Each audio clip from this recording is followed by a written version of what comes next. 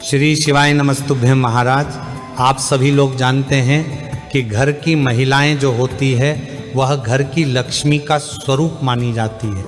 इसलिए अगर घर की लक्ष्मी रोज सुबह उठकर सही समय पर स्नान नहीं करेगी तो उस घर में हमेशा धन की, पैसों की कमी बनी रहेगी। इसी के साथ में सर्दियों का समय भी चल रहा है तो आपकी मन में ये प्रश्न जरूर आता होगा। आपने देखा होगा कि आपके पड़ोसी तो बहुत तरक्की कर रहे हैं, गाड़ी, पैसा, बंगला सब कुछ तैयार रखा है और आपके पास जो है वो भी खत्म होता जा रहा है। तो उसका एक कारण ये भी होता है। तो महाराज, इस वीडियो में हम आपको बताएंगे कि घर की महिलाओं को सुबह किस समय स्नान कर लेना चाहिए और अपने घर की साफ सफाई नहाने के बाद करना चाहिए कि नहाने के पहले करना चाहिए। और इसी के साथ में महाराज, रोज सुबह एक ऐसा कार्य भी है जो कि घर की माता बहन करती है तो उसके घर में हमेशा सुख और शांति बनी रहेगी।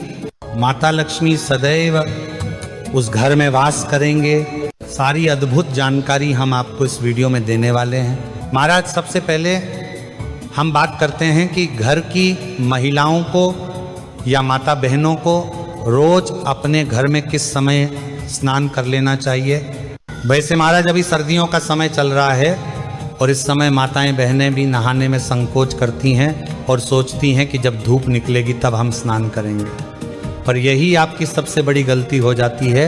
महाराज, भले सर्दियों का समय चल रहा है पर हम आपको बता दें कि सर्दियों में आप जितना जल्दी सुबह उठकर स्नान करेंगे उतना ज़्यादा आपके लिए अच्छा होगा, क्योंकि उस समय आपको ठंड नहीं लगेगी। और जैसे जैसे आप सर्दियों में लेट नहाएंगे वैसे वैसे आपको ठंड ज़्यादा लगेगी।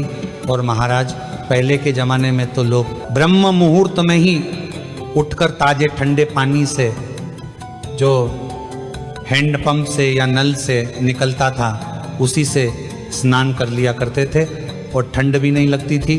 तो महाराज, ये सब बात तो ठीक है, पर सर्दियों में हमें किस समय स्नान करना चाहिए, ये बहुत बड़ा प्रश्न है। विशेष रूप से आपके घर का कोई सदस्य स्नान करें ना करें, पर घर की माताएं बहनें जो घर की लक्ष्मी होती है उनको सही समय पर ही सर्दियों में स्नान करना चाहिए। वैसे तो स्नान करने का सही समय ब्रह्म मुहूर्त ही होता है, जो कि रोज़ सुबह 4 बजे से 5 के बीच का रहता है। आपको इस समय वैसे स्नान कर लेना चाहिए। अगर आप इस समय भी स्नान ना कर पाए तो फिर इसके बाद अगला मुहूर्त होता है जो कि सुबह 7 बजे तक का रहता है। इस बीच में भी अगर आप स्नान करते हैं तो भी कोई परेशानी नहीं।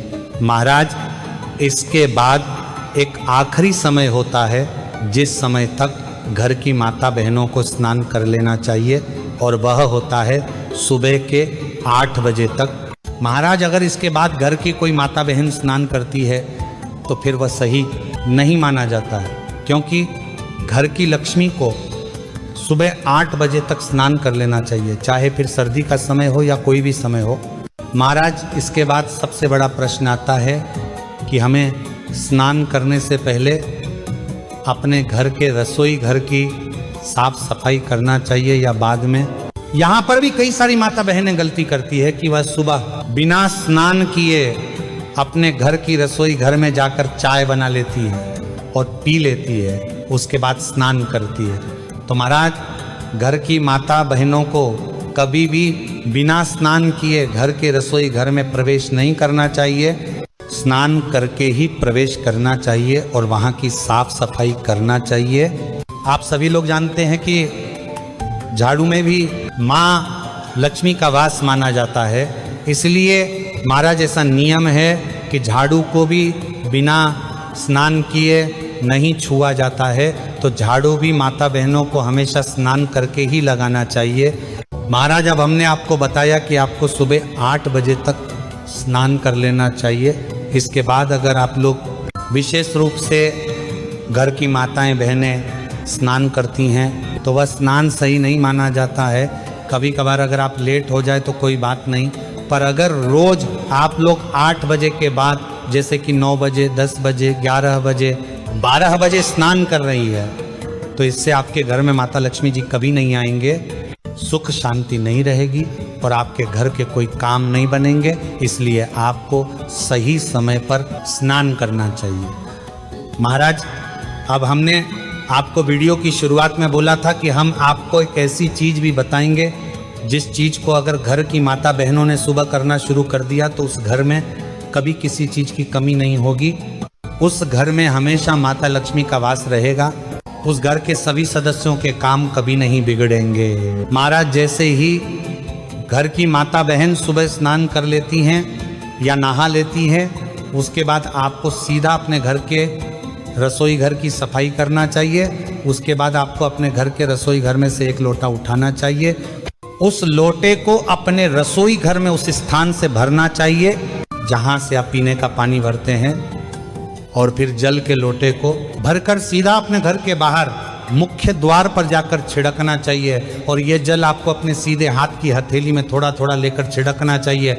एक साथ पूरा जल आपको मुख्य द्वार पर नहीं डालना है, और ये जल मुख्य द्वार पर भी डालना है, और थोड़ा सा बाहर जो आपकी जगह है वहाँ पर भी जल छिड़कना है। महाराज, ऐसा करने से आपके घर के पितृ आपसे सदैव प्रसन्न रहते हैं और आपके घर में कभी कोई दुख और परेशानी नहीं आती। उसके बाद अगर आप चाहे तो सूर्य देव को भी जल चढ़ा सकते हैं, और फिर जो आपके बाकी के काम रहते हैं, जैसे भगवान की पूजन अर्चना करना, घर का भोजन बनाना, वह काम आप कर सकते हैं। महाराज, अब कई सारी माताएं बहनें रहती हैं कि हमें तो आधा दिन काम में ही निकल जाता है, उसके बाद हम दोपहर में जाकर स्नान करते हैं, तो ऐसे माता बहनों के घर में हमेशा दरिद्रता देवी रहती है।